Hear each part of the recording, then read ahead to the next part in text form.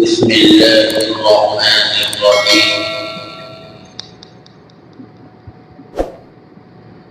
الحمد لله نحمده ونستعينه ونستغفره ونؤمن به ونتوكل عليه ونعوذ بالله من شرور أنفسنا ومن سيئات أعمالنا.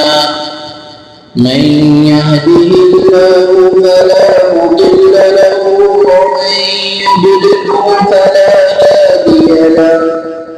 ونشهد أن لا إله إلا الله وحده لا شريك له.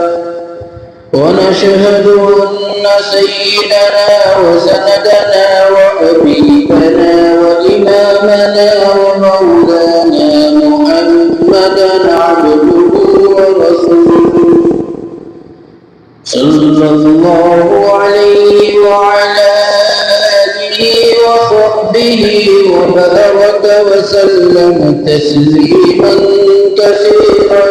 كثيرا. أما بعد فأعوذ بالله من الشيطان الرجيم.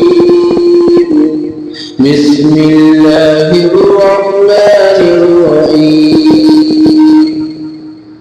وعسى أن تكرهوا شيئا وهو خير لكم وعسى أن تحبوا شيئا وهو شر لكم.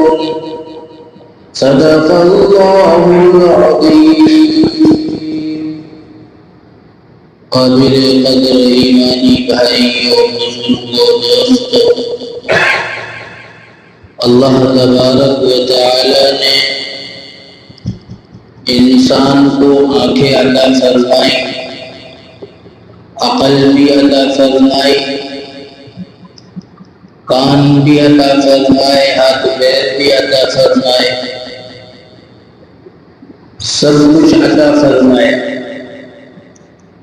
گویا کہ پتہ یہ چلتا ہے یہ تو اللہ تبارک و تعالی کی سینکڑوں نہیں ہزاروں نعمتیں، ان کو شمار میں ہم نہیں لا سکتے اور ہم ایک نعمت کا بھی پورے طور پر حق ادا نہیں کر سکتے. لیکن ان آنکھوں پر، ان عقل پر یقین نہیں کرتے، آنکھوں کی دیکھی ہوئی چیز پر، عقل کی سوچی ہوئی چیز پر یقین نہیں کرتا. جب پتہ یہ چلتا ہے کہ اللہ تبارک و تعالی کی شریعت، قرآن اور حدیث کچھ اور کہتی ہے، ہماری آنکھیں کچھ اور کہتی ہیں.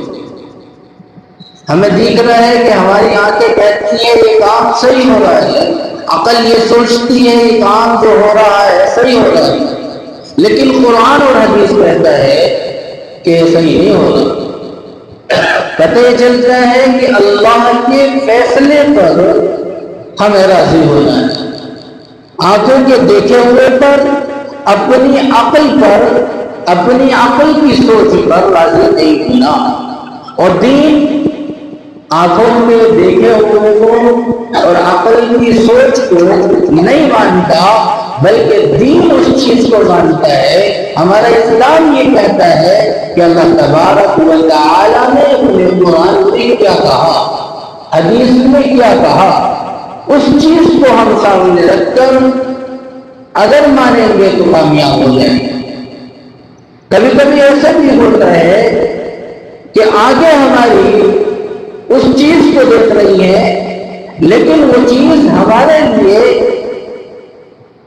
بری ہے، وہ چیز ہمارے لیے جو ہماری عقل سوچ رہی ہے بری ہے، لیکن اللہ تبارک و تعالیٰ کے کلام میں، اللہ کے نبی علیہ السلام کی حدیث میں وہ ہمارے لیے بہتر ہے، وہ ہمارے لیے اچھی ہے.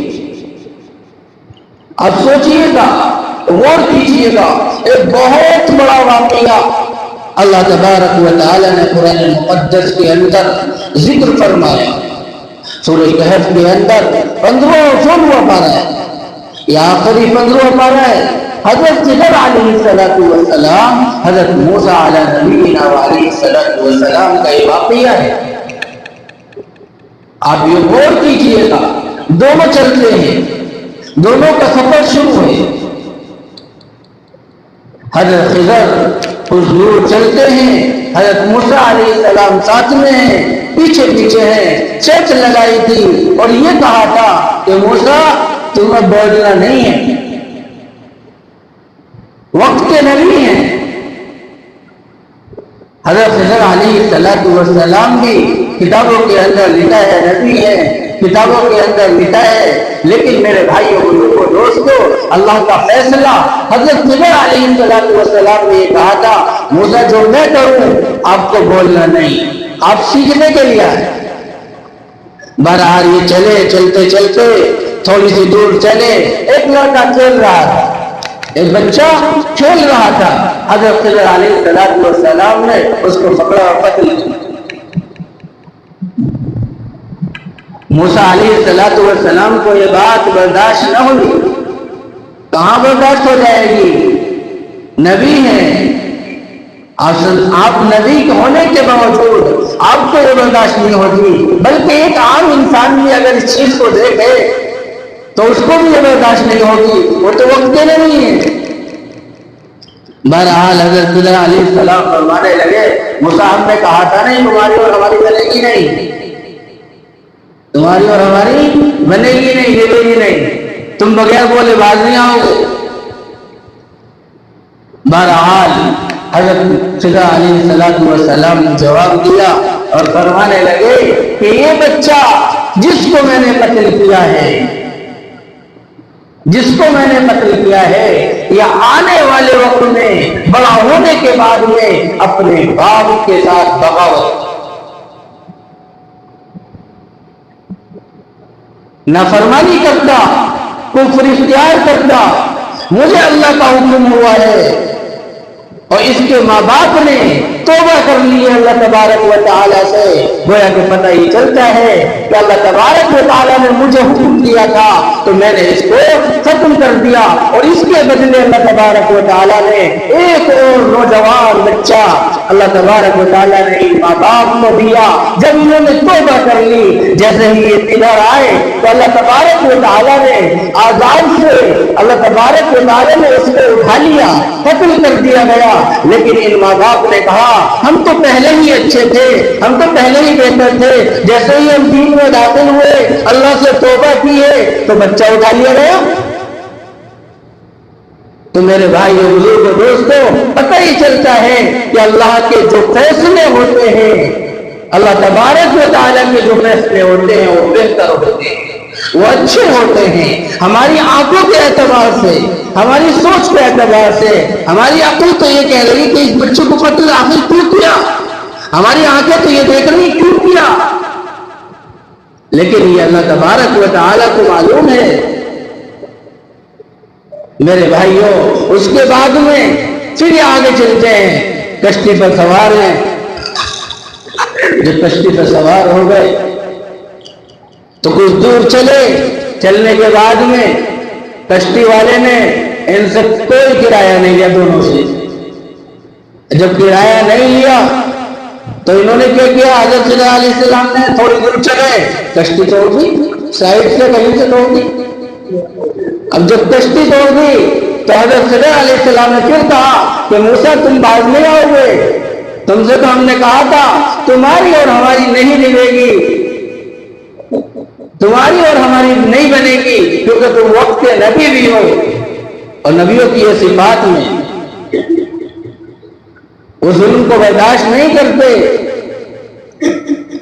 بہرحال حضرت خضر علیہ السلام نے جواب دیا اور فرمایا ٹھیک ہے اس نے پیسے نہیں لیے تھے.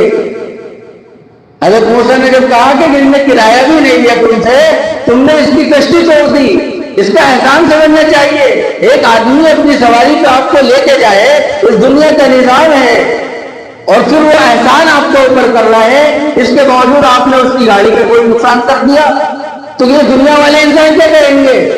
بہرحال حضرت مرزا نے یہ بات حضرت صلی اللہ علیہ السلام سے کہی تو فرمانے لگے، جواب دیا اور کہنے لگے کہ آگے دریا کے کنارے پر جو بادشاہ ہے وہ سب کی کشتیوں کو لوٹ رہا ہے، پکڑ رہا ہے، جس کی بھی اچھی نئی کشتی دیکھتا ہے اس کو اپنے قبضے میں کر لیتا ہے۔ میں نے اس وجہ سے کہ ہو سکتا ہے کہ یہ کشتی بھی جائے گی، کیونکہ وہ ساری کشتیوں پہ نئی قبضہ کر رہا ہے۔ جب اس میں کوئی عیب ہوگا، جب یہ ٹوٹ گئی، اب اس کے اندر ایک عیب آ گیا ہے، جب یہ وہاں پہنچے ٹوٹی ہوئی کشتی کو لے کے تو بادشاہ کہنے یہ تو ٹوٹی ہوئی ہے، ان کو آگے روانا۔ بعد میں وہ صحیح ہو گئی۔ بہرحال پتہ ہی چلتا تھا۔ میں بتانا یہ چاہتا ہوں کہ اللہ تبارک و تعالیٰ نے جو فیصلے ہمارے حق میں کیے ہیں وہ بہتر کرتا ہے، وہ اچھا کرتا ہے۔ کبھی کبھی ہمارے دماغ میں یہ آتا ہے کہ ایک نوجوان تھا، اچھا خاصا کھا پی رہا تھا، چل رہا تھا، کاروبار چل رہا تھا، چھوٹے چھوٹے سے بچے تھے، ایک دو سال کے بچے تھے، ایک 8 سال کے 8 مہینے کا تھا، ایک 1 سال کا تھا، لیکن اللہ تبارک و تعالیٰ نے اس کے باپ کو بلا لیا۔ بھائی جو اللہ جان دے سکتا ہے، جو اللہ پیدا کر سکتا ہے، کیا اس کو یہ بھی حق نہیں کہ وہ اپنے پاس بلائے؟ تم کون ہوتے ہو یا میں کون ہوتا ہوں؟ رزق تو وہ دے گا، ذمہ داری تو اس نے لی ہے، آپ نے اور میں نے ذمہ داری نہیں لی۔ یہاں تو دنیا کا یہ اسباب ہے، محنت کریں گے تو کچھ ملے گا، لیکن یاد رکھیے گا، ایک بات اور کہنا چاہتا ہوں کہ جس بندے کا یہ یقین ہے 100% کہ اللہ تبارک و تعالیٰ کھلائے گا تو اس کو اللہ کھلائے گا، یقین ہے تب۔ لیکن جس کے یقین میں کمزوری ہے، یقین ڈاوا ڈول ہے، پتہ نہیں ہوگا یا نہیں ہوگا، ہوگا یا نہیں ہوگا، یہ جو ہے ہوگا یا نہیں ہوگا، نہیں، یہ یقین نہیں ہے مضبوط۔ مضبوط یقین یہ ہے کہ 100% جو اللہ کرے گا وہی ہوگا، بس کچھ نہیں ہوگا۔ دنیا کی تمام طاقتیں ہمارے مخالف ہو جائیں، دنیا کی تمام پاوریں ہمارے مخالف ہو جائیں، دنیا کی ہر حکومت ہمارے مخالف ہو جائے، ہر انسان ہمارے مخالف ہو جائے، لیکن ایک اللہ اگر مخالف نہیں ہے تو یاد رکھیے گا کوئی ہمارا نقصان نہیں پہنچا سکتا۔ لیکن دنیا کی تمام طاقتیں ہمارے موافق ہو جائیں، ہمارا ساتھ دینے لگے، ہر اعتبار سے ہمارے ساتھ میں کھڑی ہو جائیں، لیکن وہ اللہ ناراض ہے، وہ اللہ آپ کے موافقت میں نہیں ہے، تو یاد رکھیے گا آپ بالکل بیکار ہیں، کسی کام کے نہیں۔ آج ہم سوچتے ہیں، غور کرتے نہیں، کہتے ہیں کبھی کبھی قرآن نے اس کو بیان کیا